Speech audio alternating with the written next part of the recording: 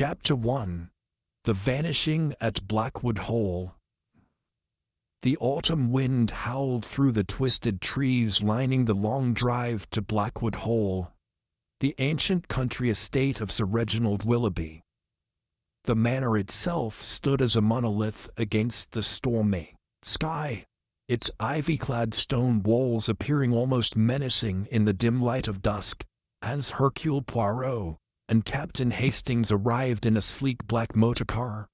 The great iron gates creaked open before them, as if the house itself had been expecting them. "This place has the look of a proper ghost story," Hastings murmured, peering at the high gabled windows, some still lit with a golden glow. Poirot merely adjusted his gloves, his keen grey eyes taking in every detail of the grand estate. "Mon ami, there is no greater ghost than that of a mystery yet unsolved." They had come at the urgent request of Lady Margaret Willoughby, a woman of considerable composure. Though her letter had been filled with an uncharacteristic desperation, a mystery had gripped Blackwood Hall. Her trusted butler, Geoffrey Martin, had vanished without a trace 2 nights ago. There had been no sign of struggle, no letter of resignation, no logical explanation for his disappearance. The moment they stepped inside, the scent of old wood and lavender polish greeted them, mingling with the faintest trace of something else. Something neither Poirot nor Hastings could place. The butler's absence was already evident in the hall's disarray. A single candlestick on the grand oak table had toppled over, wax hardened mid-drip. An untouched tray of tea left abandoned near the library door. Lady Willoughby awaited them in the drawing-room, a severe woman with silvering hair pinned in an elegant coil. Despite her usual grace, her hands trembled as she offered them tea, her gaze searching Poirot's face for answers he had not yet uncovered. "I don't understand it, Monsieur Poirot. Geoffrey has served this house for over 20 years. He was devoted, meticulous. He would never have simply left," she said, voice tight with restrained emotion. Poirot leaned forward, steepling his fingers. "And yet, Lady Willoughby, people rarely disappear without reason. Tell me, was there anything unusual in his behavior before he vanished?" She hesitated. "Now that you mention it, he seemed uneasy in the days leading up to his disappearance. Distracted, as though something weighed on his mind. I caught him once, staring out of the window as if expecting someone." Hastings frowned. Did he confide in anyone? "I'm not sure," she admitted. "But there is someone who might know more. The housemaid Alice. She and Geoffrey were quite close." Poirot inclined his head. "Then let us speak with Mademoiselle Alice at once." Alice was found in the servants' quarters, a young woman with dark, worried eyes and hands reddened from scrubbing the great stone floors. She curtsied hastily when introduced but did not hide her distress. "Sir, I know something's happened to him. Geoffrey was frightened. He wouldn't tell me why, but he kept saying that the past never stays buried. I think he knew something dangerous." Poirot's gaze sharpened. "Did he mention anyone? Perhaps an old acquaintance?" She swallowed. "No, sir, but I did see something strange. The night before he vanished, I heard him arguing with someone outside, near the rose garden." Lady Willoughby gasped. "Who was it?" Alice shook her head. "I don't know. I couldn't see them. Only a shadow moving beyond the hedge. When I asked Geoffrey about it later, he brushed it off, said it was nothing." Poirot exchanged a glance with Hastings. "It is never nothing. The night had long settled by the time Poirot ventured outside, his patent leather shoes crunching against the gravel path. The rose garden lay still, bathed in the silvery light of a waning moon.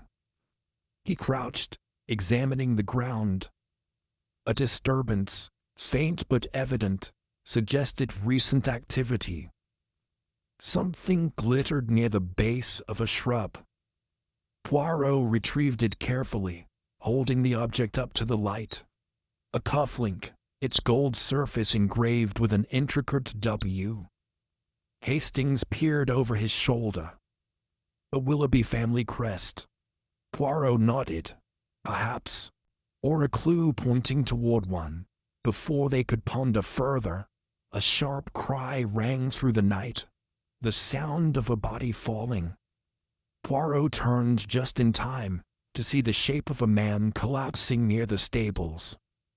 Hastings rushed forward, while Poirot followed at a measured pace. They found him sprawled across the damp grass. A footman, gasping in terror. "It's him! It's him!" he stammered, pointing toward the darkness. Poirot frowned. "Who, mon ami? Who did you see?" The man clutched at his shirt, struggling for breath. "Geoffrey, the butler, but he's dead." A chilling silence settled over them. Poirot bent down, his voice gentle. "Tell me exactly what you saw." The footman swallowed. "I was closing up the carriage house, sir. I turned, and he was there, standing in the moonlight. But his face, it was all wrong. He looked at me as though he didn't see me at all. And then, he was gone." "A ghostly butler?" Hastings scoffed, but Poirot remained deep in thought. "Tell me, did he say anything?" The footman hesitated. One word: beware. A shiver ran down Hastings's spine. "Well, that's unsettling." Poirot straightened, dusting off his coat. "Indeed, mon ami. And it confirms what I already suspected." Hastings blinked. "Which is?" Poirot's expression was unreadable. "That Geoffrey Martin has not vanished at all. He has been made to vanish." Lady Willoughby gasped. "You mean he's been murdered?" Poirot adjusted his cuffs. "That remains to be seen. But one thing is certain. Someone wanted him gone. And that someone will not stop until their secret remains buried forever." A low gust of wind stirred the trees, and from somewhere in the house, a floorboard creaked. The game had begun. Chapter 2. Shadows in the Hall. The tension within Blackwood Hall thickened like an approaching storm. The strange sighting of Geoffrey Martin, the butler who had vanished without a trace, had sent whispers through the estate, and even the stern Lady Willoughby seemed unnerved. Despite the grand fireplaces burning in every corridor, a chill hung in the air, as though the very walls had absorbed the unease. Hercule Poirot sat in the grand drawing-room, his fingers lightly tapping the armrest of a plush chair. His mind a whirl of possibilities. Hastings, pacing before the hearth, cast Poirot a look of lingering doubt. "Now look here, Poirot," he said, rubbing the back of his neck. "I'll grant you, a missing butler is cause for concern. But a ghost, that's a bit far-fetched." Poirot smiled slightly, his moustache twitching. "Manon Hastings, it is not a ghost that concerns me. It is the illusion of one." Hastings frowned. "You think someone is pretending to be Geoffrey Martin?" Poirot nodded. "Or perhaps, mon ami, someone wishes us to believe that Geoffrey is still among the living when in truth he is not." Lady Willoughby's fingers tightened around the delicate porcelain of her teacup. "But why? she asked in a hushed tone. "Why would anyone go to such lengths?" "That is precisely what we must discover," Poirot said, rising. "And to do so, we must begin with the last known moments before Geoffrey Martin vanished." He turned to Alice, the young maid who had been closest to Geoffrey. "Mademoiselle, you said you last saw him 2 nights ago." Alice nodded quickly. "Yes, sir. After dinner, he was clearing the dining room. That was the last time I saw him. And you heard him arguing with someone in the rose garden that same night?" "Yes, sir." Poirot tapped his chin. "Then let us retrace his steps." Hastings, Poirot, and Lady Willoughby followed Alice down the dimly lit hallways of Blackwood Hall. The walls were lined with portraits of long-dead Willoughbys, their painted eyes watching solemnly as the small group passed beneath their gilded frames. Alice led them into the dining room, a cavernous space dominated by a grand mahogany table. The air smelled faintly of wax and old wood. Poirot moved to the butler's station by the sideboard, his eyes scanning the polished surfaces. "Did he say anything to you that night?" Poirot asked Alice. She hesitated.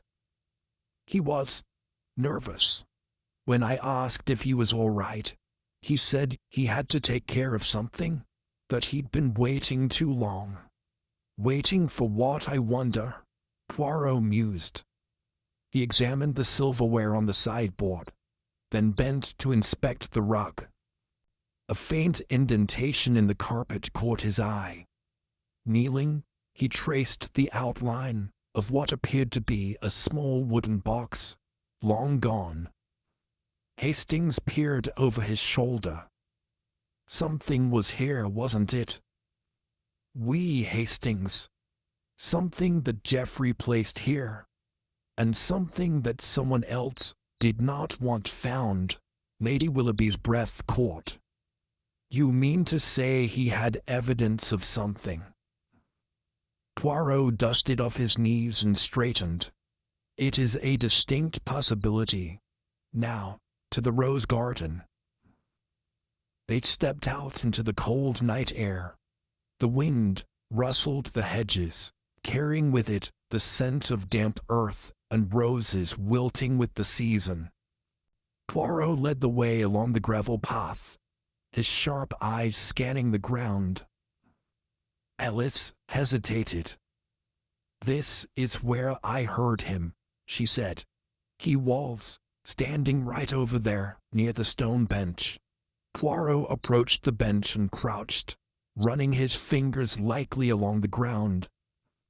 The gravel was uneven in one spot, as though someone had stood there for a long time, or struggled. A glint caught his eye. Poirot plucked a small object from the dirt and held it up to the moonlight. "A button." Hastings frowned. "That looks like it came from a uniform." "Very astute, mon ami. A servant's uniform, to be precise." Lady Willoughby gasped. "Then Geoffrey was here that night?" Poirot nodded, slipping the button into his pocket. "It would appear so. And if he was arguing with someone, that someone may have been the last person to see him alive." A sudden rustling in the hedge made Alice yelp. Hastings turned sharply. "Who's there?" A figure stepped forward, half-shadowed in the moonlight. It was a young man with sharp features, wearing a servant's vest. His eyes darted between them nervously. "William," Lady Willoughby said in surprise, "what are you doing out here?" William, a footman, hesitated before bowing his head. "Begging your pardon, my lady. I was just finishing my duties." Poirot studied him closely. "You were watching us, n'est-ce pas?" The young man hesitated. I only heard voices. I thought you might have found something." Poirot took a step closer.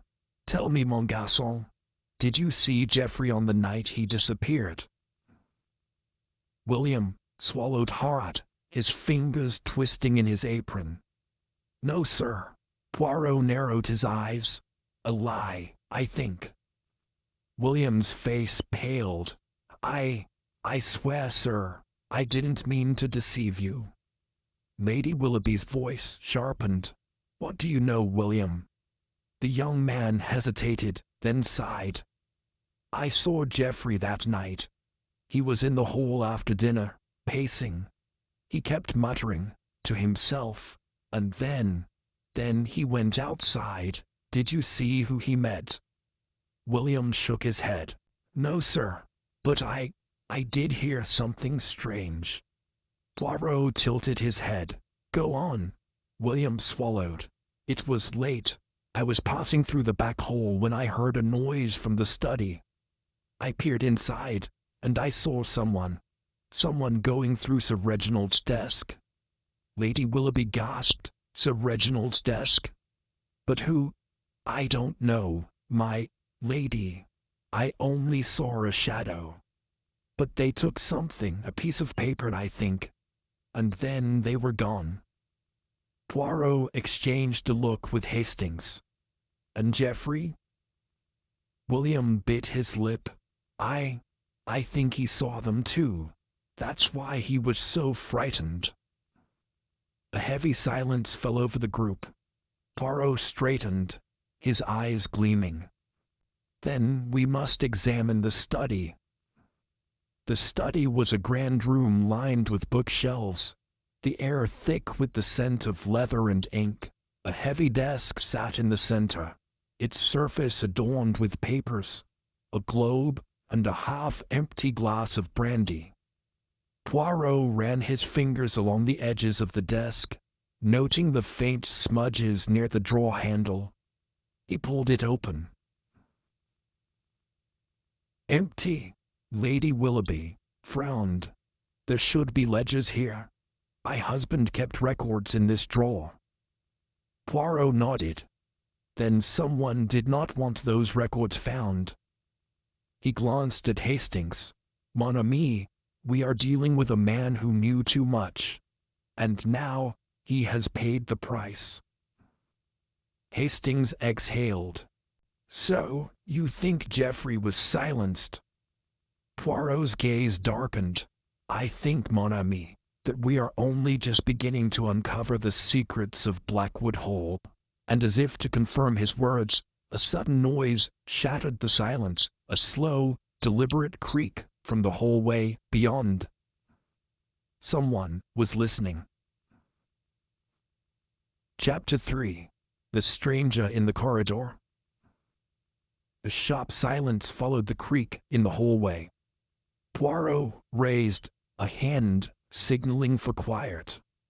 The flickering candlelight cast eerie shadows on the study walls as Hastings took a cautious step toward the door. Who's there? Hastings called, his voice firm but tinged with unease. No response. The corridor beyond was shrouded in darkness. Poirot, ever meticulous, moved toward the door and gently pushed it open. The hall stretched before them, its length punctuated by suits of armor and heavy curtains swaying slightly in the draught. Poirot gestured for Hastings to follow. Come, mon ami. Let us see if our visitor is still near. Lady Willoughby and Alice remained in the study, their eyes wide with apprehension. William, the footman, fidgeted nervously, but did not dare move. Poirot stepped into the hallway, his small frame casting an elongated shadow in the candlelight. His sharp eyes scanned the corridor, noting the subtle shifts in the fabric of the heavy drapes. He moved toward them, reaching out gently to part the velvet folds. Nothing.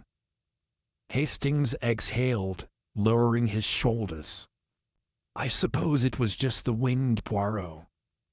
But Poirot was not convinced.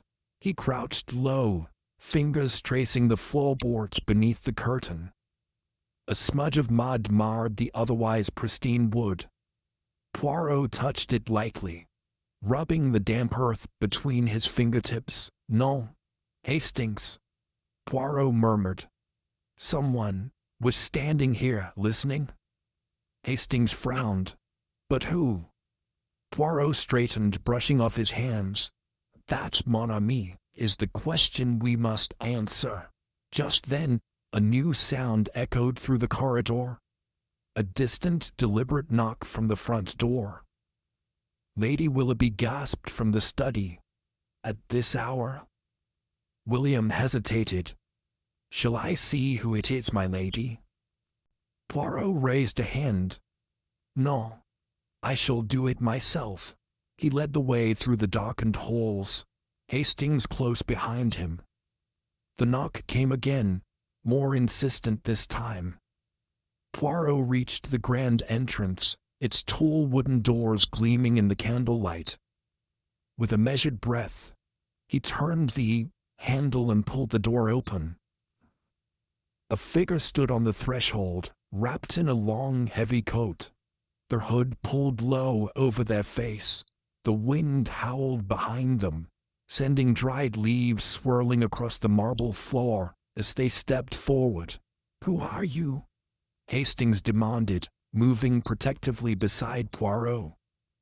The strangers slowly lifted their head, revealing a sharp, gaunt face partially shadowed by the hood.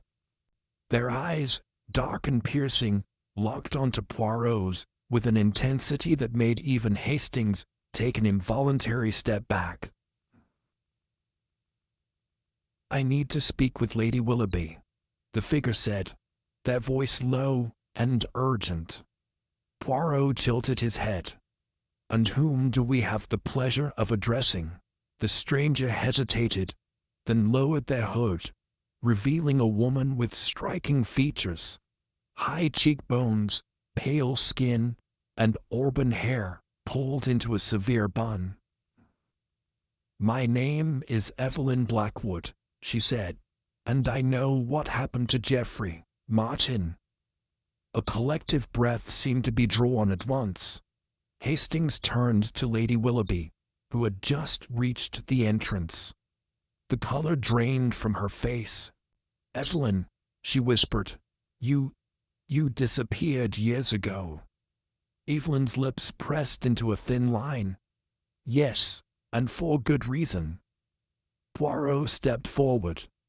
"Mademoiselle Blackwood, perhaps you would like to tell us everything." Lady Willoughby hesitated. "Should we really?" Poirot raised a reassuring hand. "It is best that we hear her out, no?" After a moment's pause, Lady Willoughby nodded and stepped aside. Evelyn entered the grand hall, her eyes scanning her surroundings with a wariness that suggested she was not entirely comfortable being back at Blackwood Hall. Poirot led the way to the drawing room, where the fireplace crackled warmly. Evelyn remained standing, arms crossed over her chest, as though bracing herself. Poirot gestured to a chair. "Please, mademoiselle." Evelyn hesitated before sitting stiffly.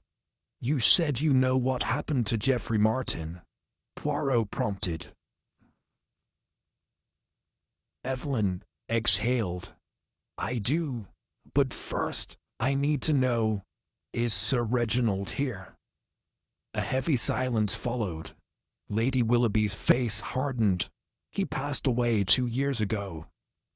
Evelyn flinched, as though she had not expected this news.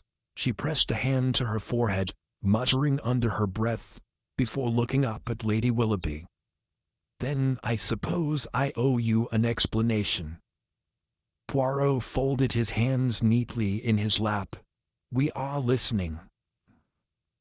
Evelyn's gaze flickered to the fire.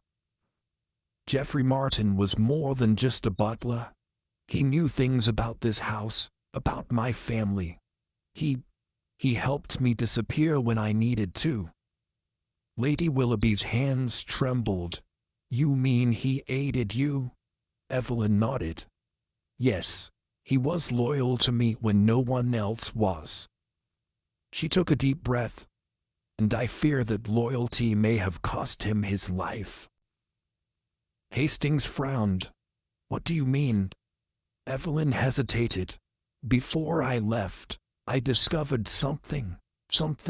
Sir Reginald didn't want anyone to know. And now, I believe Geoffrey might have uncovered it too. Poirot leaned forward. And what, precisely, did you discover? Evelyn's voice dropped to a whisper. Sir Reginald was involved in something dangerous, something criminal. Lady Willoughby gasped. That's impossible. Evelyn shook her head. I found documents, ledgers, coded messages. He was dealing with people who were not to be trusted. I confronted him, but he threatened me. She swallowed hard. That's when Geoffrey helped me leave. He warned me that if I stayed, I'd be in danger. Poirot tapped his chin. And now, you believe Geoffrey discovered something that put him in danger as well? Evelyn nodded gravely. Yes, I think he found proof that could expose everything. Hastings rubbed his chin. The missing papers from the study. Poirot nodded. Exactement. He turned to Evelyn. Do you have any idea where Geoffrey might have hidden this proof? Evelyn hesitated, then reached into her coat pocket. I don't know where he hid it, but I do know he sent me this. She pulled out a small envelope, yellowed at the edges. Poirot took it carefully and examined the handwriting. It was scrawled but unmistakable. Geoffrey's handwriting, Lady Willoughby whispered.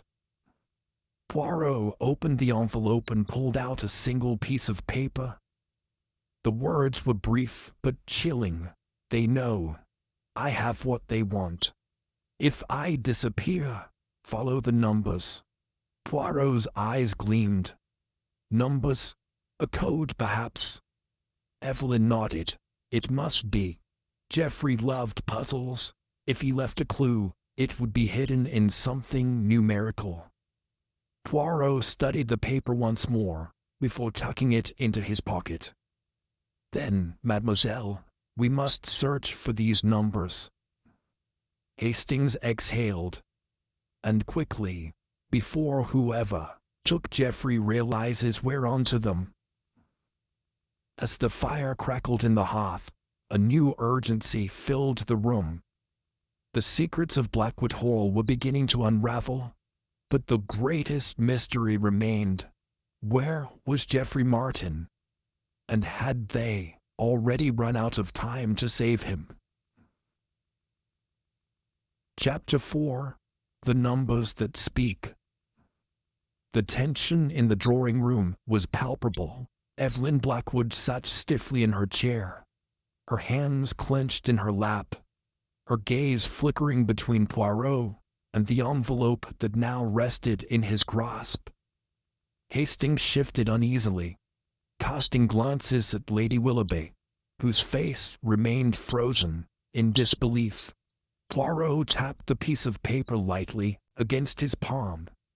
These numbers Geoffrey speaks of, if they are truly a clue, then we must determine their significance. Evelyn nodded. Geoffrey had a mind for puzzles. If he left numbers, they aren't random. They mean something. Hastings leaned forward. Could it be something as simple as an address, a bank account, a safe combination? Poirot held up a finger. Non, mon ami. If it were as simple as that, those who sought to silence him would have already found what they wanted. He turned to Evelyn. Mademoiselle, before you left Blackwood Hall, was there anywhere Geoffrey spent an unusual amount of time, a place he considered important? Evelyn frowned, thinking. Well, There was the servants' quarters, of course, but also the library. He spent a great deal of time there cataloguing Sir Reginald's collection. Lady Willoughby spoke for the first time in minutes, her voice quiet but firm. The library was Sir Reginald's most prized room. He kept meticulous records of every book. Poirot's eyes gleamed. "Ah, then perhaps our missing numbers are hidden within the pages of a book, no?" Evelyn sat up straighter. "That does make sense. Geoffrey loved codes, and what better place to hide one than in the library?" Poirot wasted no time. He stood, straightened his cuffs, and gestured for the others to follow. "Come, mes amis. We shall search the library for our clue."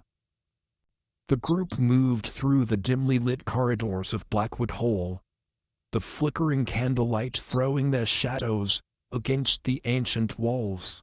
The air smelled of old wood, wax, and something faintly musty, as though the secrets of the house had seeped into its very foundation.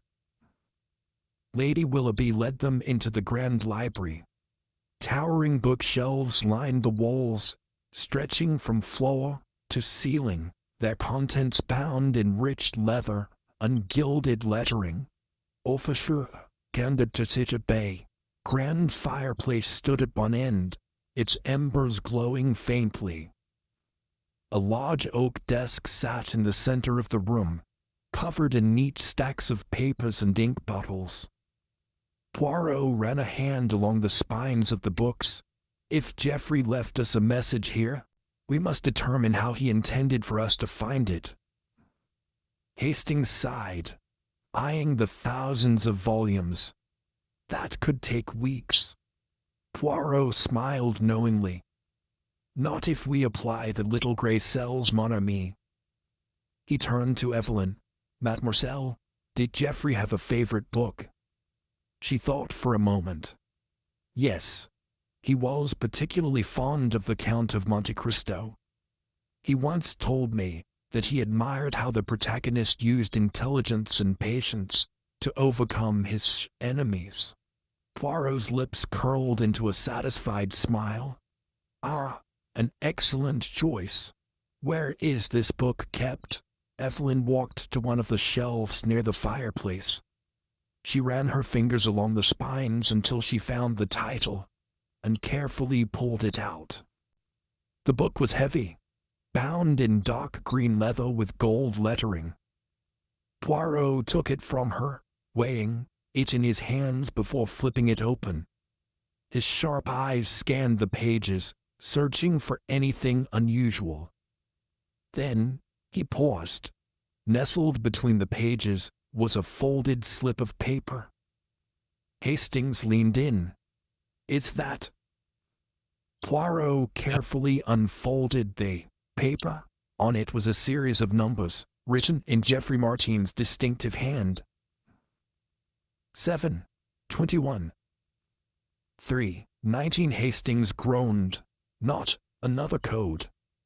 Poirot, however, seemed delighted. "Mais non, mon ami, this is most intriguing." He studied the numbers, his mind working quickly. "They are too low to be financial figures, too high to be a simple date. Ah, but Hastings, do they not remind you of something?" Hastings frowned.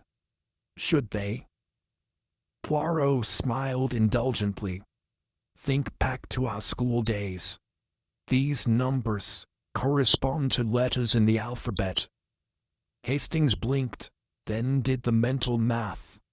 "O, G, U, C, S." Evelyn furrowed her brow. "That doesn't make sense."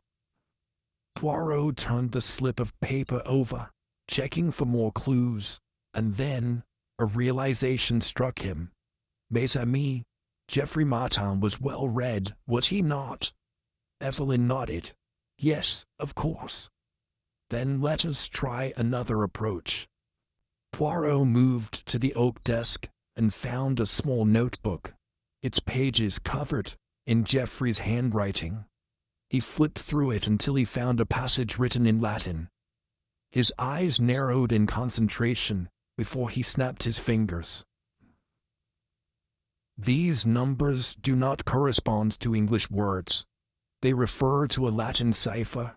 Hastings groaned again. Latin?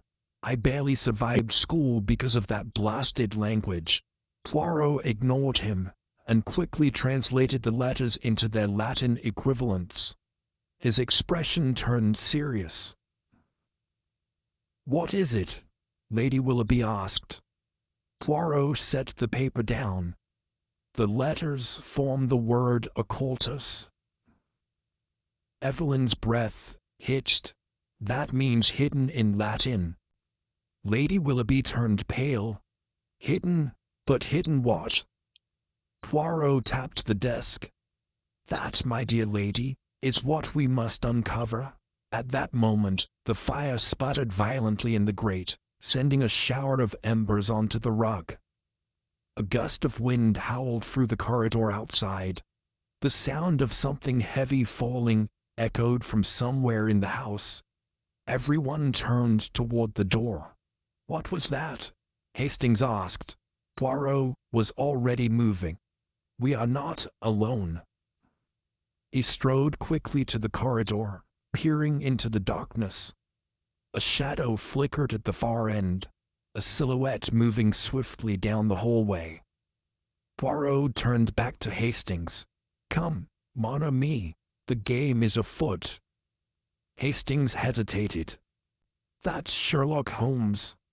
Poirot sighed. "Fine, the chase begins." They took off down the corridor, following the sound of hurried footsteps. The chase led them through the darkened hallways of Blackwood Hall, past looming suits of armor and paintings whose painted eyes seemed to watch their every move. At last, they reached the servants' wing. A door at the far end slammed shut. Poirot and Hastings raced toward it, Poirot in the lead despite his smaller frame. Hastings reached for the handle and yanked it open, only to find the room beyond was empty. Poirot stepped inside, scanning the room with keen eyes. A single candle flickered on a nearby desk, illuminating a stack of letters. Poirot walked forward, plucking up the topmost letter. His brows furrowed as he read the name on the envelope. "Who is it addressed to?" Hastings asked, breathless. Poirot turned the envelope toward them. "Geoffrey Martin." A hush fell over the room.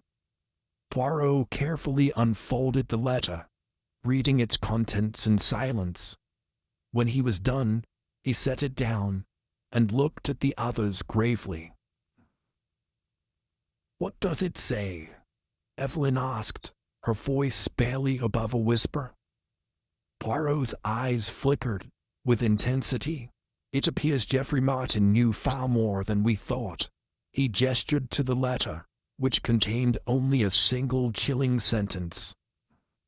"If you are reading this, then I am already dead." Chapter 5. Shadows in the Corridor. Hush fell over the room. The candlelight flickered, casting long shadows against the walls, as if the very house was holding its breath. Hastings shifted uncomfortably. The weight of Geoffrey Martin's ominous message settled over them like a thick fog.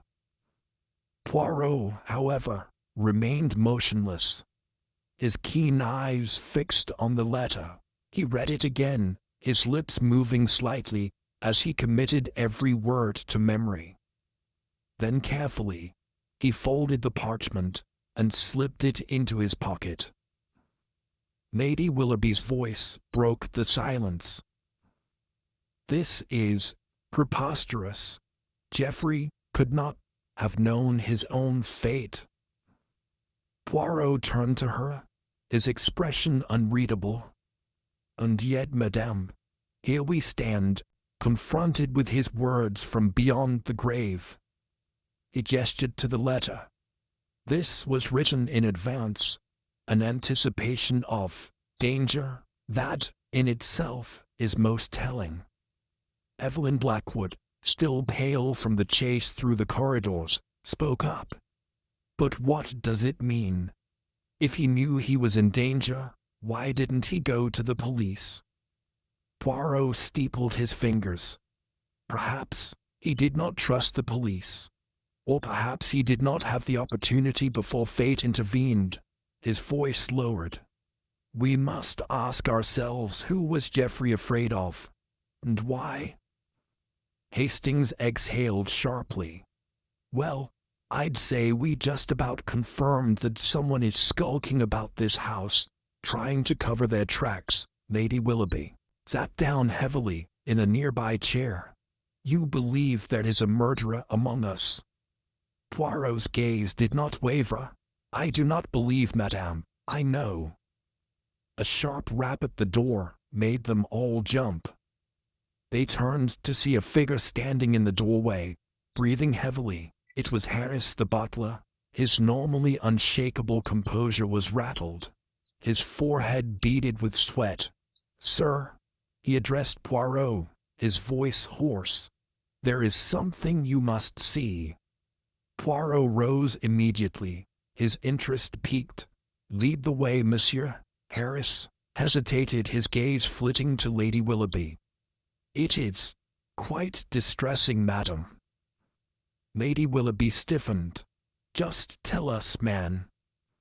Harris swallowed, then spoke in a low, urgent whisper. There has been another incident. The word sent a chill through the room.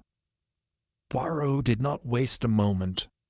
He strode past Harris and into the hallway, Hastings and the others following close behind.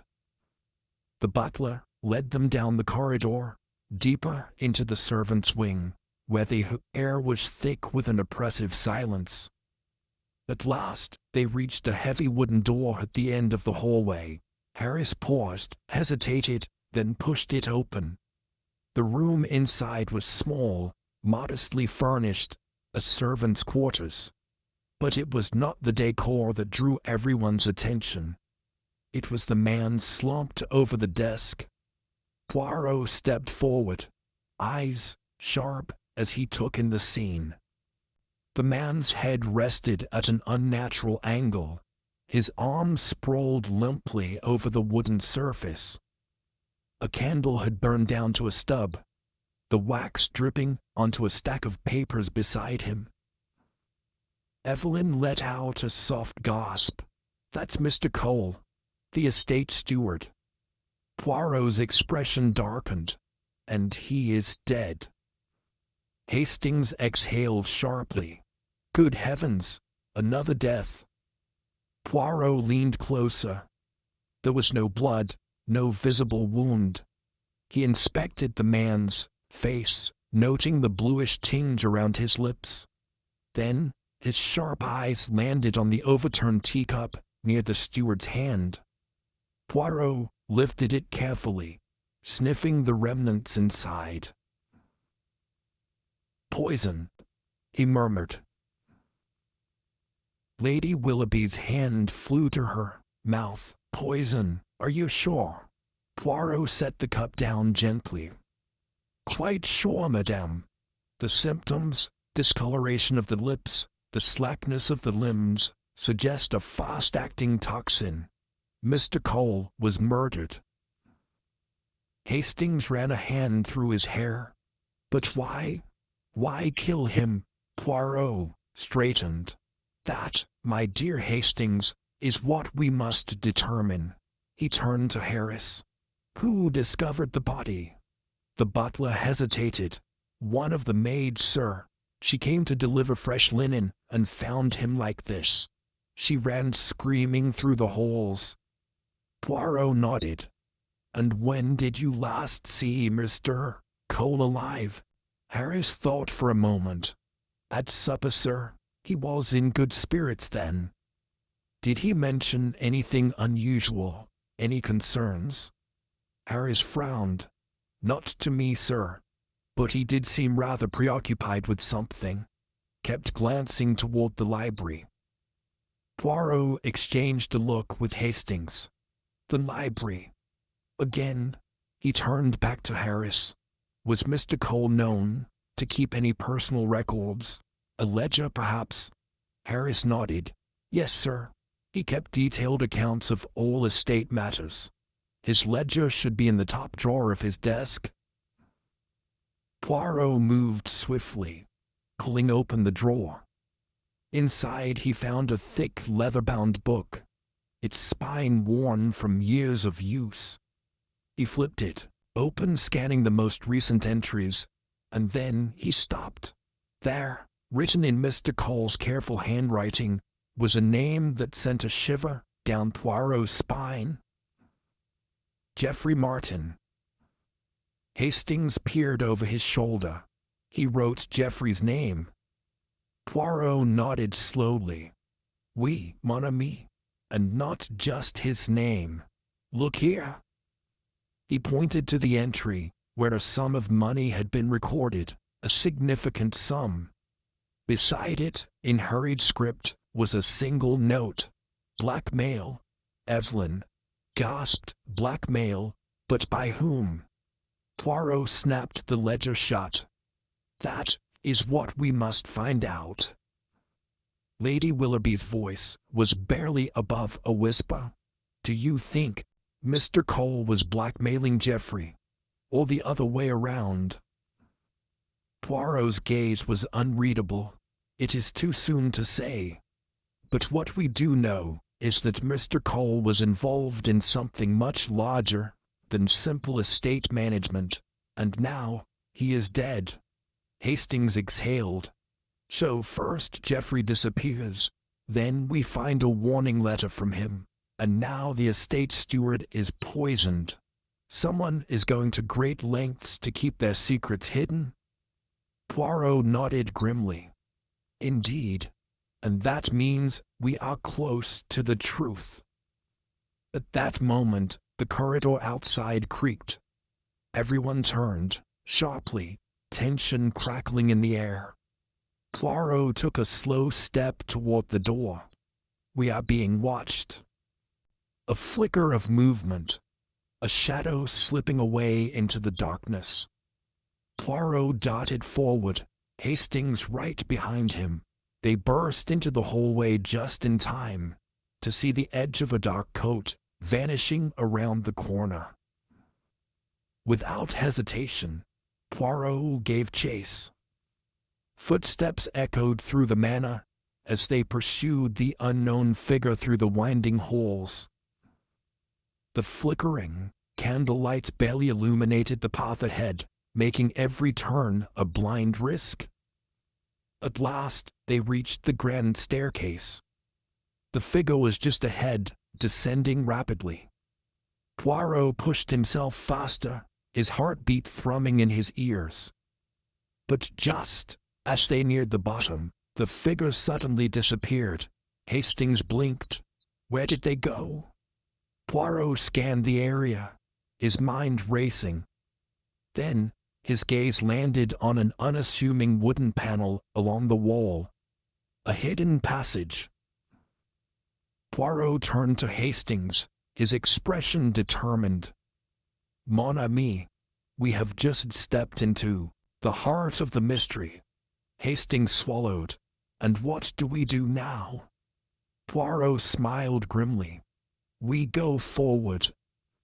And with that, he pressed the hidden latch, revealing the secrets of Blackwood Hall. Chapter 6. The Secret Passage. The panel swung open with a faint creak, revealing a darkened corridor beyond. The air that wafted out was cool and stale, carrying the scent of old stone and damp wood. Poirot's eyes gleamed as he took a step forward, Hastings hesitating only slightly before following. Evelyn Blackwood clutched the fabric of her dress. Where does that lead? She whispered. Poirot turned to her. That, mademoiselle, is precisely what we are about to discover. Harris, the butler, held up a lantern. Shall I accompany you, sir? Poirot inclined his head. Merci, Monsieur Harris. Your assistance is most welcome. The three men stepped cautiously into the hidden passage, the flickering lantern casting long shadows against the uneven stone walls. The corridor was narrow, forcing them to move single file, their footsteps muffled against the damp floor. Hastings glanced around uneasily. I must say, Poirot, this is becoming quite the ghost story. First, a missing butler, then a dead steward, and now, secret passages. Poirot did not slow his pace. You see, mon ami, every grand house, such as Blackwood Hall, has its hidden veins. Tunnels meant for servants in the old days, or for more clandestine purposes. Someone has made good use of them. Harris spoke in a hushed voice. I had no idea this existed. I've worked at Blackwood Hall for years, and I've never seen this passage before. Poirot raised an eyebrow. Perhaps that was by design, Monsieur Harris. The tunnel twisted sharply, revealing a staircase leading downward. The air grew colder as they descended, the flickering light barely illuminating the rough-hewn steps. Poirot moved carefully, his gaze darting along the walls. Then, abruptly, he stopped. A sound, faint but unmistakable. A rustling noise, as if someone or something was moving ahead of them. Hastings tensed. Did you hear that? Poirot nodded, holding up a hand for silence. Harris gripped the lantern tightly, his knuckles whitening. The sound came again, closer this time. Then, without warning, the tunnel plunged into darkness. The lantern had gone out, a startled curse from Harris, a sharp intake of breath from Hastings. Poirot remained perfectly still, his ears straining against the silence. Then, footsteps, rushing toward them. Poirot barely had time to react before something or someone brushed past him in the pitch black, the force nearly knocking him off balance. A muffled cry from Hastings as he fumbled in the dark. Poirot twisted, reaching out, but his hands grasped only empty air. Then, silence once more. Hastings exhaled sharply. Good Lord, who was that? Poirot straightened, his tone calm despite the tension in the air. Someone who did not wish to be seen, mon ami. Harris relit the lantern with shaking hands, the flame sputtering back to life. The passage was empty. Whoever had been there was gone. Poirot turned to Harris. Did you see anything? Harris shook his head. Just a blur, sir. It was too dark. Poirot's gaze swept the tunnel. They knew we were coming. He bent down, studying the floor.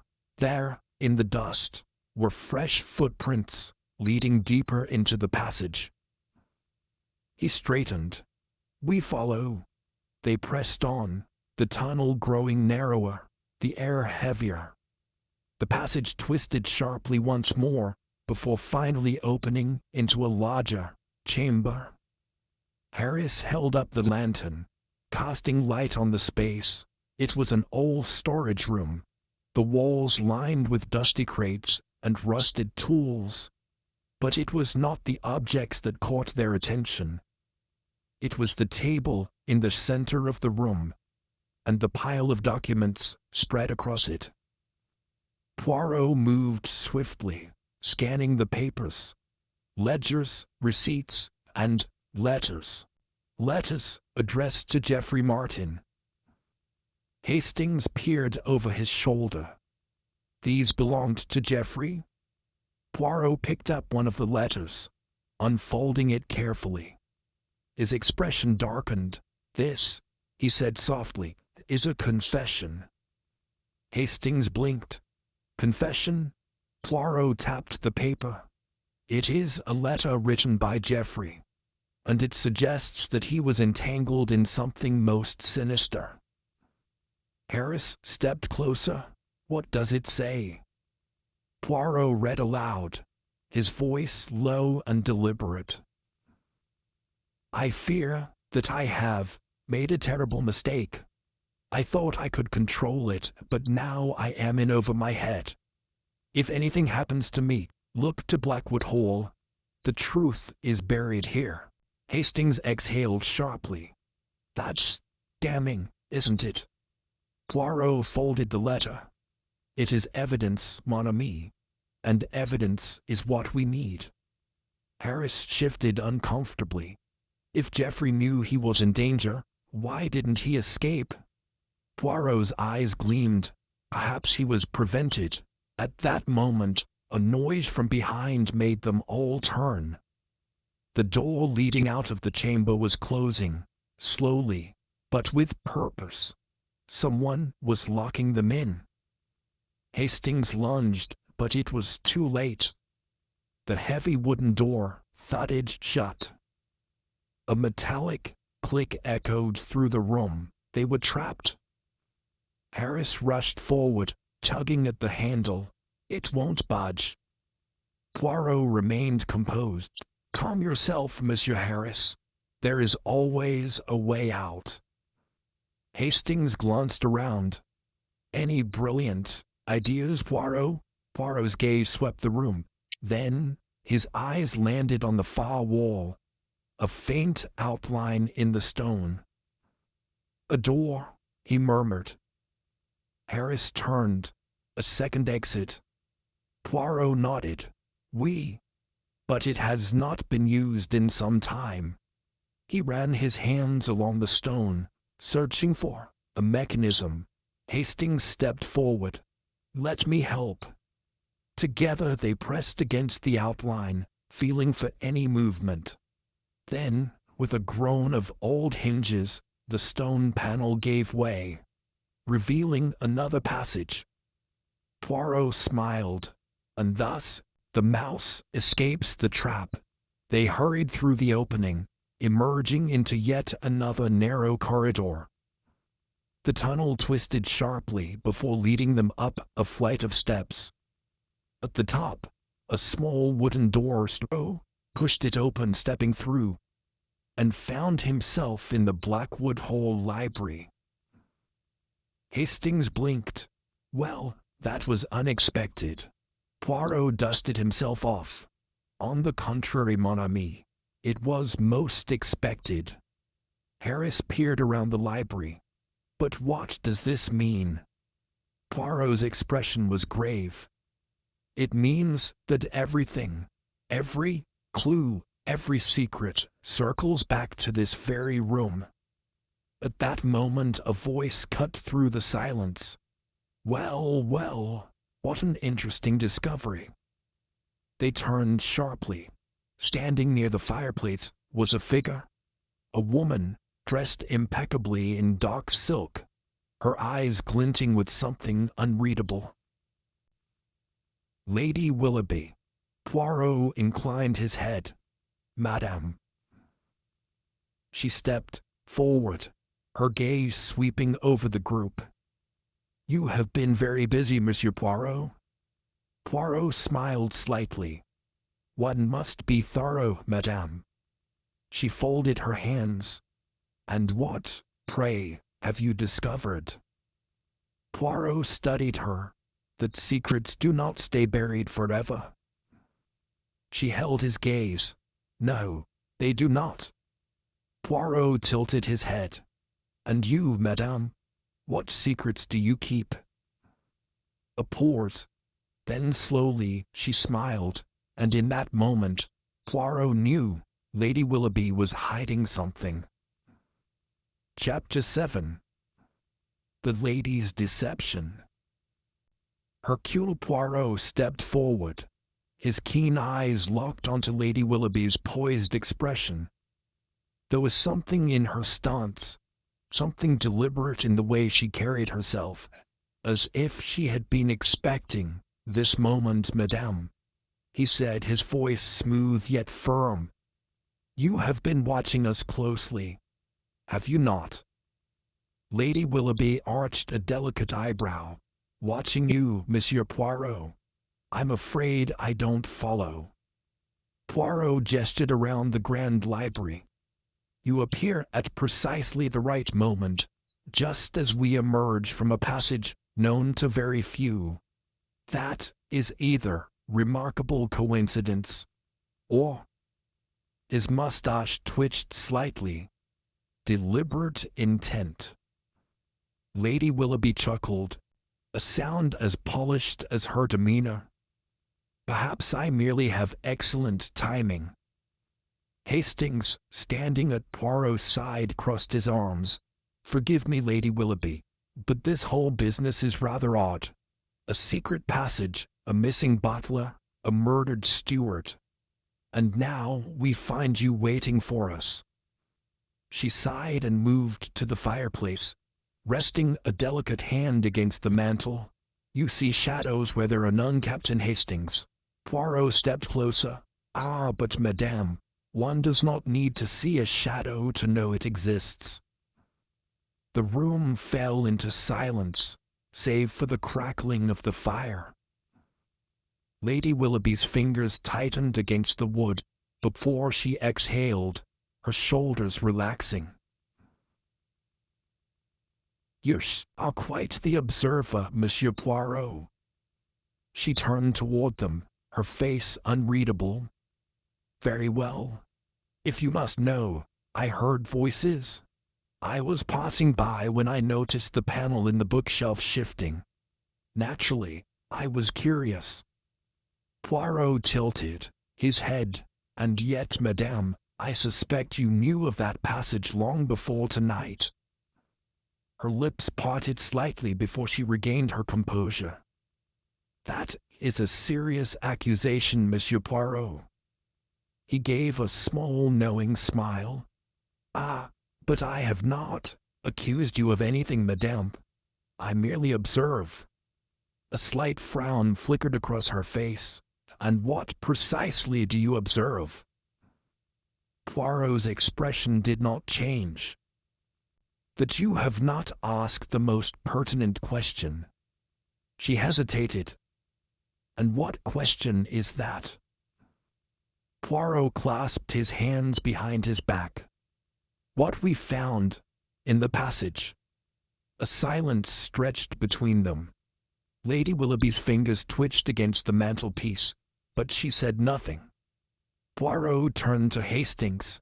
"Tell me, mon ami, if you had just stumbled upon a group of men emerging from a hidden tunnel beneath your home, would your first reaction not be to ask what they had discovered?" Hastings blinked. "Well, yes, I suppose so." Poirot looked back at Lady Willoughby. "And yet, madame, you did not." She sighed. "Perhaps I simply assumed that, whatever you found, it was of no consequence." Poirot's smile grew. "Ah, but that is the heart of the matter, is it not? You assumed." A shadow passed over her face.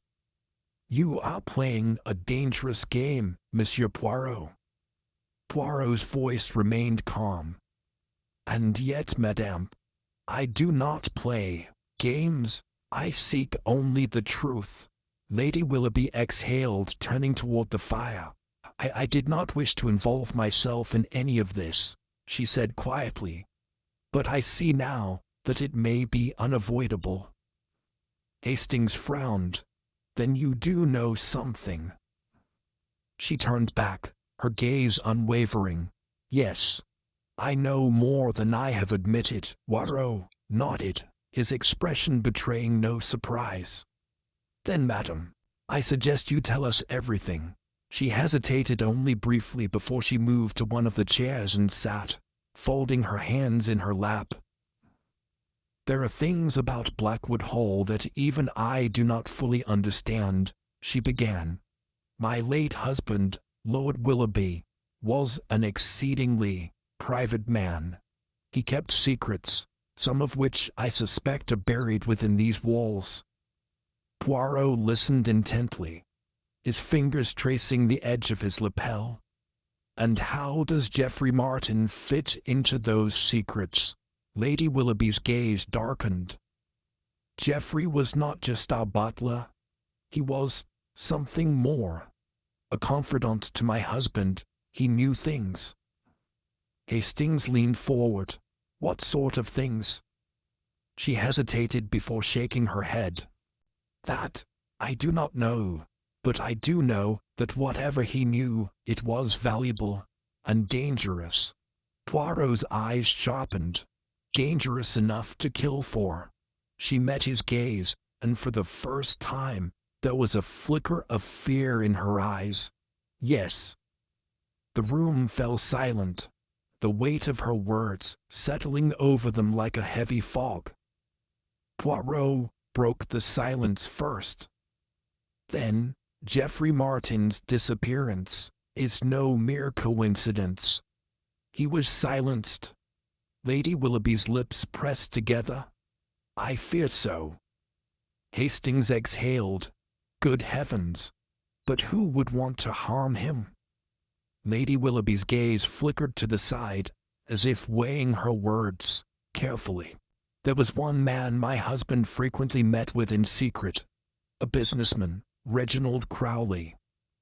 Poirot's brows lifted. Reginald Crowley? She nodded. He and my husband were involved in some financial dealings. I do not know the details, but I know that Geoffrey was often present for those meetings. Harris, who had remained quiet until now, suddenly spoke.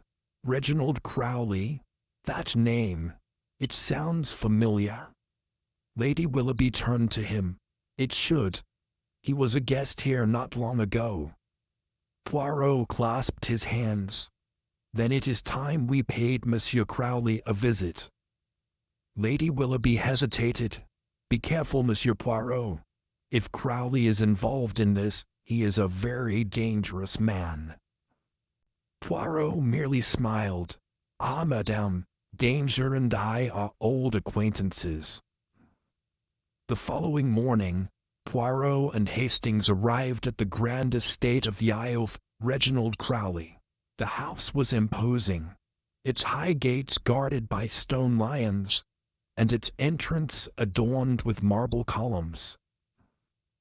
A butler, an older man with a grim expression, led them into a vast sitting room where Reginald Crowley waited. Crowley was a stout man, in his 50s, with silver-streaked hair and piercing blue eyes. He did not rise as they entered, merely regarding them with a measured gaze. Monsieur Poirot, I presume, he said, his voice smooth but edged with suspicion. Poirot inclined his head.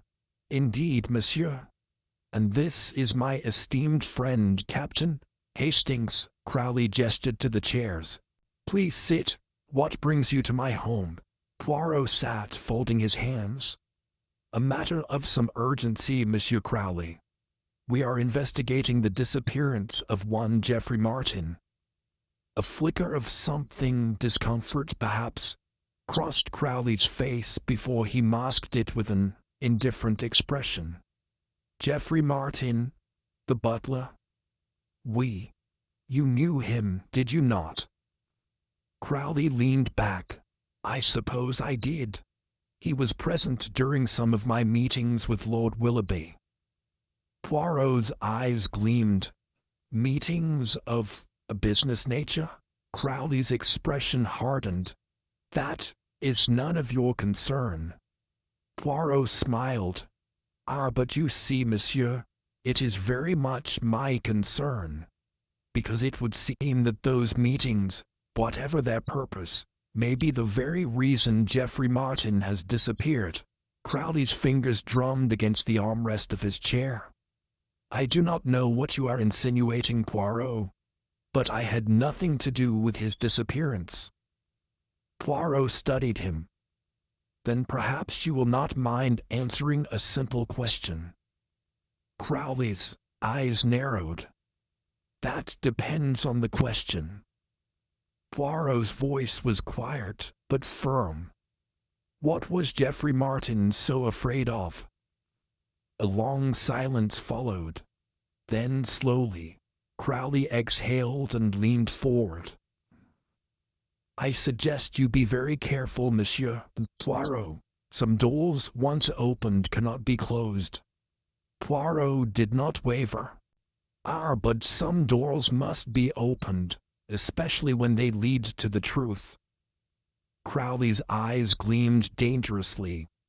Then I suggest you prepare yourself for what you might find. Chapter 8. The Man in the Shadows. Hercule Poirot sat in the dimly lit drawing room of Blackwood Hall, his keen eyes fixed on the flickering flames in the hearth. The conversation with Reginald Crowley had unsettled him, not because Crowley had denied involvement in Geoffrey Martin's disappearance, but because he had done so too smoothly, too precisely. A man accustomed to lying was often the most dangerous sort. Hastings paced behind him, his frustration evident. Dash it all, Poirot. Crowley all but threatened us back there. Poirot gave a small, knowing smile. I'm on me. Threats are the weapons of the guilty. Did you notice how he tried to turn the conversation away from Geoffrey Martin? That tells us more than if he had denied everything outright. Hastings frowned. Still, it doesn't help us much. We need to find Geoffrey. Poirot nodded. And we shall, Hastings. But, first, we must follow the shadows, because it is in the darkness that the truth hides. A sharp knock at the door interrupted their discussion. Inspector Harris entered, his face lined with concern. Poirot, I've just received word from one of my men. A witness has come forward. Someone who claims to have seen Geoffrey Martin on the night he disappeared. Poirot's eyebrows lifted.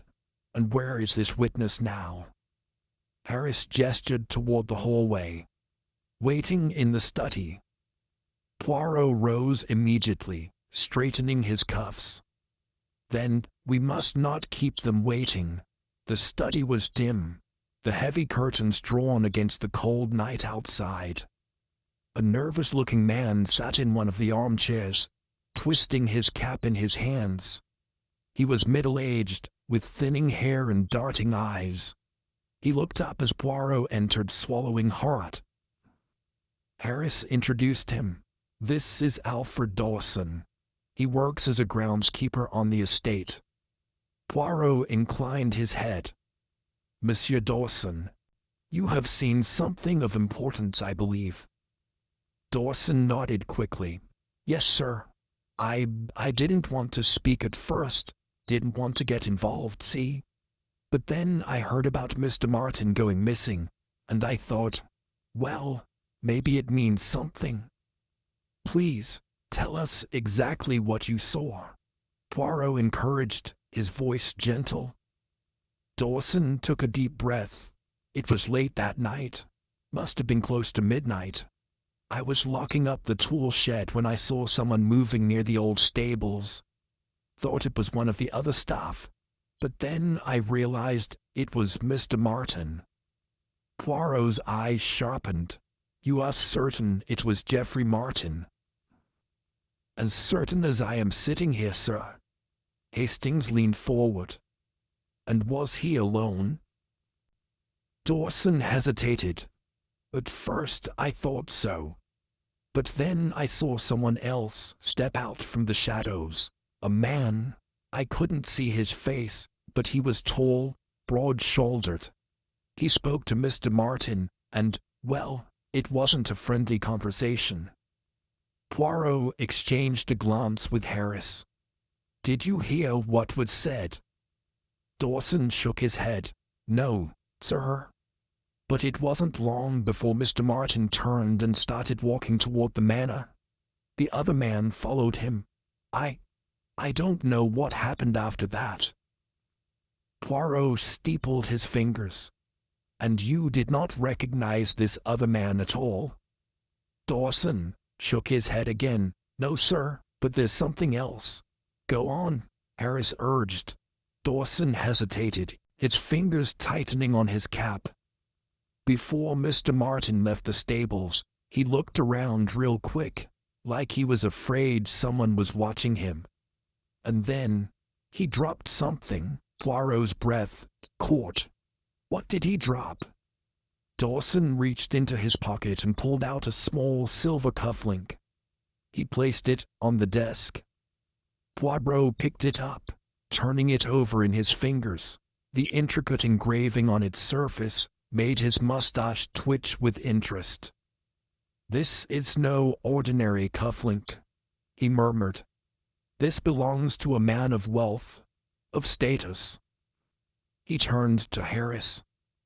Monsieur l'Inspecteur, I believe we have just been handed a most valuable clue. An hour later, Poirot, Hastings and Harris gathered in the drawing room once more. The cufflink rested on the table between them, gleaming under the lamp's light. Hastings frowned. I don't see how this helps us, Poirot. Anyone in the manor could own a cufflink like this. Poirot smiled. Mon ami, but not quite. Look closely. Do you see the engraving? Hastings peered at it. There's a crest of some sort. A coat of arms, exactly. Poirot turned to Harris. You are familiar with noble families, are you not, Inspector? Harris nodded. Yes. And that crest, it belongs to Reginald Crowley. A charged silence followed. Poirot's eyes gleamed. Then we now have proof that Crowley was involved in Geoffrey Martin's disappearance. Hastings exhaled. Good Lord. But why? What could Crowley possibly want with Martin? Poirot's smile faded. That, Hastings, is the question we must answer before it is too late. The next morning, Poirot and Hastings made their way to Reginald Crowley's estate once more. This time, the air was different. Charged, expectant. Crowley met them in the same sitting room, though there was a stiffness to his manner. Back again, Poirot, he said coolly. Indeed, monsieur. Poirot placed the cufflink on the table before him. This belongs to you, I believe. Crowley's expression did not change, but a flicker of recognition passed through his eyes. Where did you find that? Poirot smiled. Near the stables of Blackwood Hall, the night Geoffrey Martin disappeared. For the first time, Crowley's mask of indifference slipped. He leaned forward slightly, his hands tightening on the arms of his chair. That doesn't prove anything. Poirot's gaze did not waver. No, perhaps not. But it does tell me that you were there that night. Crowley exhaled sharply. Damn it, Poirot, you don't understand. Then enlighten me, monsieur. A long silence followed. Then Crowley rubbed a hand over his face. I was there, but I didn't harm Geoffrey. Hastings scoffed. Then what were you doing sneaking around the stables at midnight? Crowley hesitated before answering. I was meeting with him. He had information that I needed. Poirot leaned forward. Information regarding Lord Willoughby's business dealings. Crowley's jaw clenched. Yes, Poirot's voice was quiet but firm. And what happened after you spoke? Crowley exhaled. He said he had proof. Documents that would expose everything. He was going to give them to me, but before he could, someone else arrived. Poirot's eyes narrowed. Who? Crowley's gaze darkened. "I don't know. But whoever it was, they took Geoffrey." Hastings inhaled sharply. "Took him? You mean?" Crowley nodded grimly. "He was dragged away.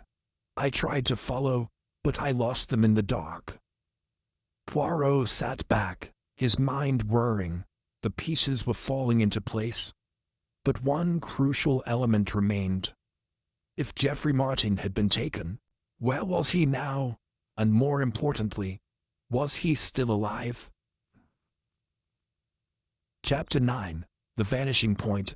Hercule Poirot sat in deep contemplation. His fingers pressed together beneath his chin. The revelations from Reginald Crowley had added yet another layer of intrigue to the already tangled web of deception at Blackwood Hall. Geoffrey Martin had not simply vanished, he had been taken. And if Crowley was telling the truth, then someone else had been lurking in the shadows that night, waiting to strike. Hastings, ever restless, paced the length of the drawing room. "Dash it all, Poirot.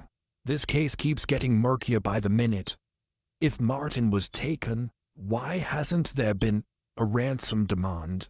Why would someone go to such lengths to make him disappear?" Poirot glanced at his friend with a knowing smile. "Ah, Hastings, you touch upon the very heart of the mystery. It is not merely that he vanished, it is why he was made to vanish that interests me most." Inspector Harris, who had been listening intently, exhaled sharply. "We need to assume the worst. If someone wanted him gone because of what he knew, he may not be alive." Poirot's mustache twitched. "Perhaps. But we must not jump to conclusions without evidence." He leaned forward. "We must return to Blackwood Hall immediately." Hastings blinked. "Whatever for?" Poirot's eyes gleamed. "Because, mon ami, I suspect we have been looking at this case all wrong, and I intend to prove it."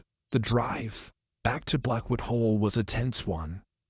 The manor loomed in the distance, its silhouette stark against the dimming sky. Poirot, usually one for pleasant conversation, remained silent, his sharp mind piecing together the puzzle. Upon arrival, they were met at the door by Mrs. Tillingham, the housekeeper, who wrung her hands nervously. "Oh, Mr. Poirot, I heard you'd be coming back. I do hope you found some clue about poor Mr. Martin." Poirot regarded her shrewdly. "Tell me, madam, has anything unusual happened since we last spoke?" The woman hesitated. "Well, sir, there was something. This morning when I was dusting the library, I noticed something peculiar." Harris stepped forward. "Peculiar how?" Mrs. Tillingham bit her lip. "It was the bookshelf, sir. Someone had moved a book, a heavy old volume. And behind it, there was a gap in the wall." Poirot's eyes lit up. "A hidden compartment?" She nodded. "Aye, sir. And inside, well, I didn't know what to make of it." Poirot gestured. "Take us there at once, madam." The library of Blackwood Hall was grand, its towering bookshelves lined with dusty tomes. Mrs. Tillingham led them to one of the farthest corners, where a single book lay askew on the shelf. Poirot carefully removed it, revealing a narrow opening in the wood paneling. He reached inside and withdrew a bundle of papers, tied together with string. The edges were yellowed, the ink slightly faded. Hastings peered over his shoulder. "What is it, Poirot?" Poirot carefully untied the bundle and scanned the first page. His breath hitched. "Mon Dieu!" Harris frowned. What does it say?" Poirot read aloud. "Memorandum of illicit transactions between Lord Willoughby and overseas partners." details of embezzlement, fraud, and political influence. A heavy silence fell over the room. Hastings let out a low whistle. "Well, that explains a great deal." Harris nodded grimly. Geoffrey Martin must have found this and realized its significance. He had proof of corruption, something powerful enough to ruin Lord Willoughby. Poirot carefully replaced the papers.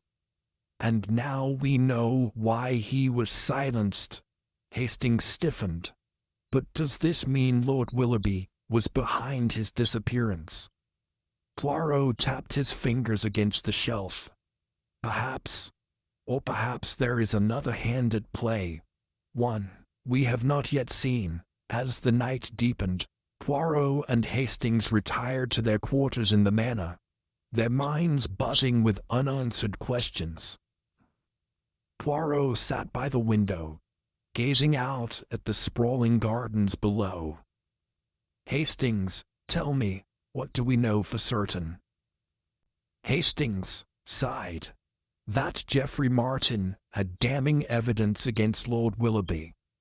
That Reginald Crowley met him the night he disappeared. That someone else was lurking in the shadows. Poirot nodded. "And what do we not know?" "Well," Hastings said slowly, "we don't know where Martin is, or if he's still alive." "Precisely," Poirot murmured. "And that, my friend, is what we must find out before it is too late." At that moment, a soft knock at the door interrupted their discussion. Hastings opened it to find one of the maids, pale and trembling. "Mr. Poirot, sir, you must come quickly." Poirot rose at once. "What has happened?" The maid swallowed. "It's Mr. Martin, sir. He's been found." They followed the maid through the darkened halls to the servants' quarters. A small crowd had gathered outside a locked storage room, whispering anxiously. Harris arrived just as Poirot did, his face tense. "What's going on?"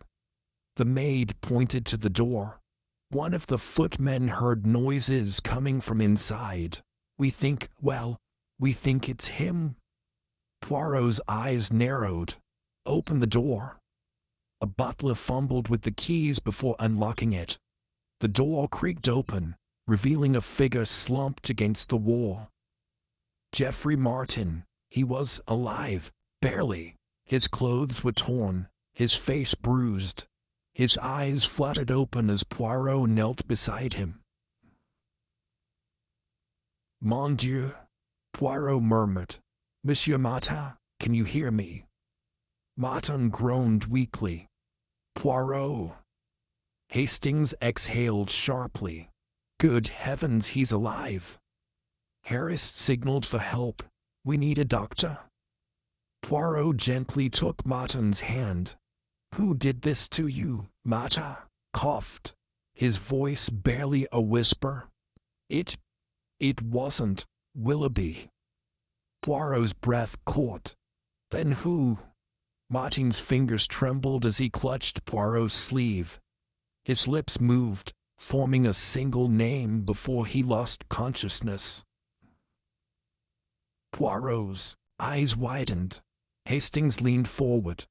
"What did he say?" Poirot rose slowly, his expression grave.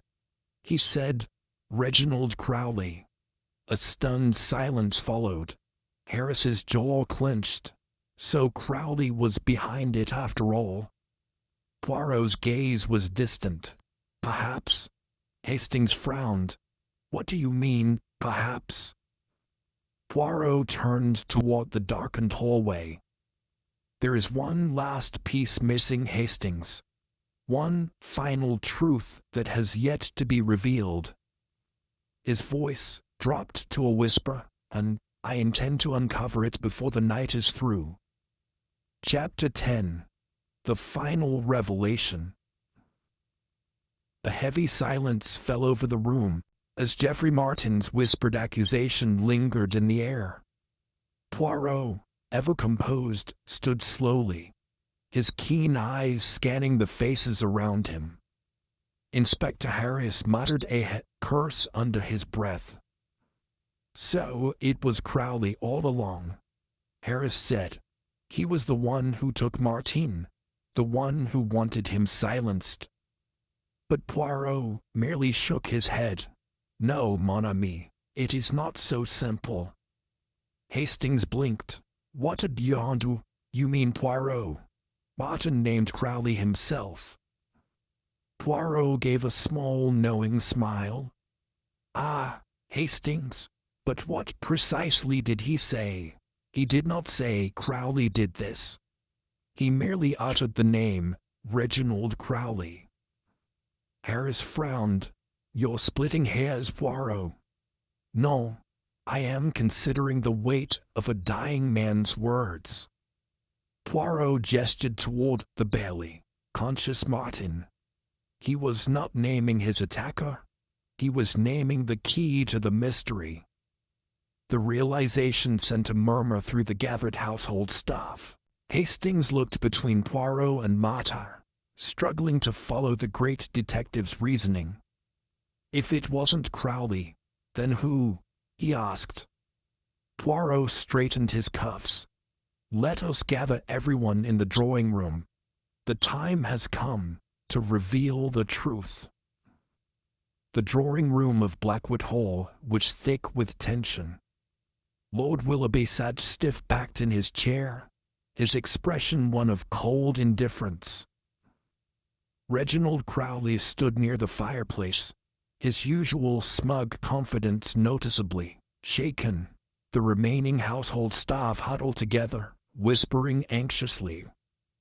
Poirot took his place at the center of the room, hands clasped behind his back. Mesdames et messieurs, I thank you for your patience. The time has come to explain what truly happened the night Geoffrey Martin disappeared. All eyes were on him now. He relished the moment, the charged anticipation before the grand revelation. Let us begin with the facts, Poirot said. Monsieur Martin was not merely a butler. He was also a man with a secret. He had in his possession documents that detailed the financial misdeeds of Lord Willoughby. This knowledge made him dangerous. Lord Willoughby scoffed but said nothing. Poirot continued.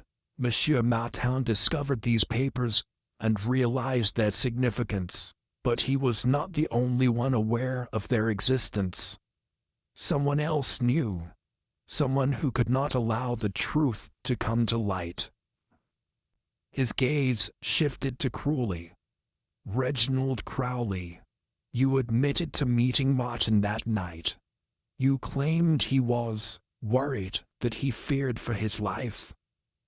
Crowley nodded stiffly. That's right. But you did not harm him, Poirot said. No. Instead, you two were being watched. Someone followed you, saw your meeting with Martin, and acted before Martin could expose the truth. A murmur rippled through the room. Hastings leaned forward. Then who was it? Poirot smiled. It was someone who had far more to lose than Lord Willoughby. Someone who had been manipulating events from the shadows. Someone who orchestrated Martin's disappearance to throw suspicion elsewhere. His eyes locked onto the housekeeper. Mrs. Tillingham. A stunned silence followed. The elderly woman gasped, her hands flying to her chest. Me? Mr. Poirot, surely you don't mean? Poirot nodded. Oh, but I do, madam. You have played your part well, acting the role of the concerned housekeeper. But the truth is far darker. He took a step closer. You were the one who discovered the hidden compartment before Martin did. You knew about Lord Willoughby's crimes, but you also knew that if those crimes came to light, your own involvement would be revealed. The room erupted into whispers. Harris frowned. Her involvement. "What are you saying, Poirot?" Poirot's voice was calm, measured. Mrs. Tillingham was not merely a bystander. She was an accomplice. For years, she aided Lord Willoughby in his financial dealings. Perhaps not out of greed, but out of loyalty. She was complicit in his affairs. Mrs. Tillingham's face paled. "That's a terrible accusation, Mr. Poirot." Poirot's mustache twitched. "Ah, but I have proof, madam. You see, when I examined the hidden compartment, I noticed something curious. Dust. The edges of the papers were smudged, as if they had been handled recently. And who had access to that library each day? Who dusted the very shelves where the documents were hidden?" He pointed a finger at her. "You, madame.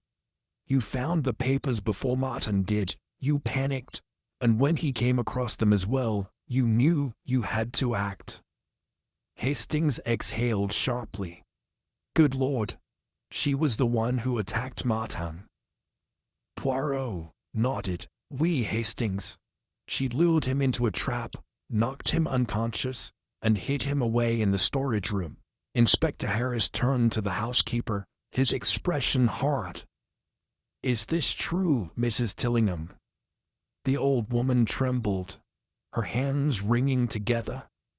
Finally, with a heavy sigh, she nodded. "Yes, it's true." A gasp rippled through the room. "I didn't mean to hurt him," she whispered.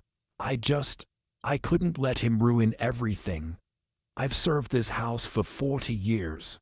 I did what I had to do." Harris signaled his men. "Mrs. Tillingham, I'm placing you under arrest." As the constables led her away, the weight of the mystery lifted. With the case solved, Poirot and Hastings returned to their lodgings. The next morning, Hastings found Poirot seated by the window, sipping his customary tisane. "Well, Poirot, another case closed," Hastings said, pouring himself a cup of tea. Poirot nodded. "Indeed, mon ami. And once again, we see the truth in human nature, greed, fear, and deception." Hastings shook his head. "I still can't believe it was the housekeeper all along." Poirot smiled. "The quiet ones, Hastings, are often the most dangerous." As he leaned back in his chair, savoring the quiet moment, Poirot allowed himself a rare moment of satisfaction. Another mystery unraveled, another truth revealed, and the little gray cells, as always, had prevailed. And that concludes today's journey into the shadows of mystery and deduction. What did you think of this case? Did you see the twist coming, or did it catch you by surprise? Share your theories and favorite moments in the comments below. Love to hear your take. And if you're craving more thrilling detective tales, don't forget to like this video, subscribe, and hit the bell so you never miss the next mystery. Until then, stay curious. The next clue might be closer than you think.